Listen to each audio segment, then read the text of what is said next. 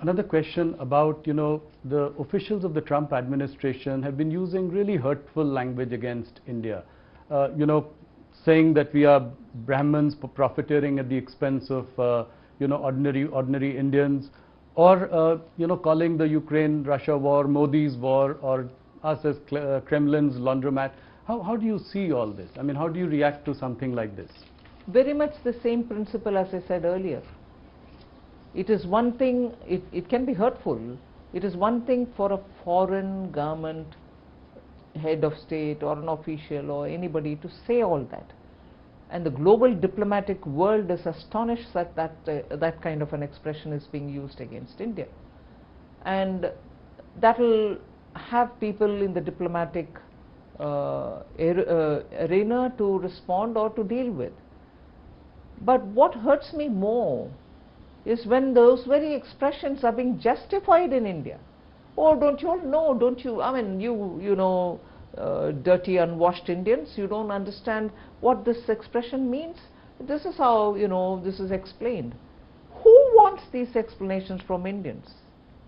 Who actually wants us to know better? And who are these people explaining to us, this expression is used in this context? Yes. I'm outraged by that. I don't want explanations to justify that. Whether I'm going to have to deal with them, stand up and challenge them or retort is a different story. Right. But Indians quoting those words and telling us, oh, you dirty Indians, you don't know this colonial justification of the language that is being used against Indians, against such countries which have come out of its colony and from its empire and stood up to build its own country with its own self-confidence. And even now when we are talking about Atmanirbhar, it's not just in terms of producing everything in your country. It's also about being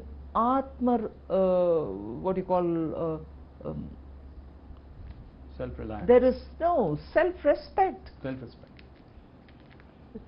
As much as you want everything produced in India for Atmanirbharta, you should have something of a self-respect. If somebody is saying, all of us in one voice should respond to it, rather than have a few of us justify it by saying, don't you all understand it?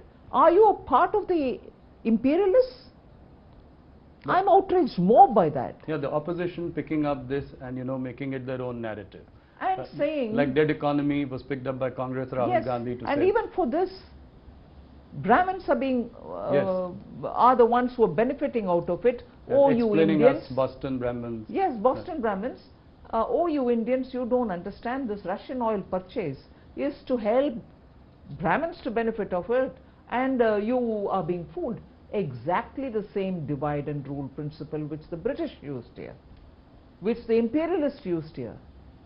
And even today you have the friends of the imperialists telling us, no, the expression Boston Brahmin is this and not that. Who damn cares? I'm sorry. Yeah.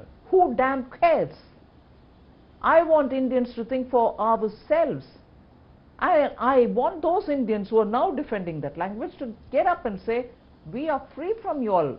Now for over 75, 80 years, we'll mind our business, we'll take care of ourselves, refrain from using these words. Should have been that voice.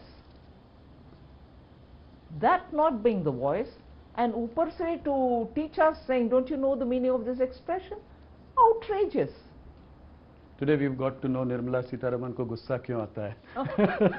Now, moving on to economy, any plans to liberalize FDI or FPI regulations further?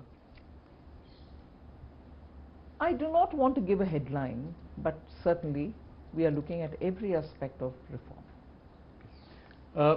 How do we, this is probably the right time to assure foreign investors to invest in India. What are some of the steps that we should take that would give them this confidence? I mean, this one was a big one in itself, but going forward. First thing, I think our institutions such as Parliament should debate issues, should question government on the proposals.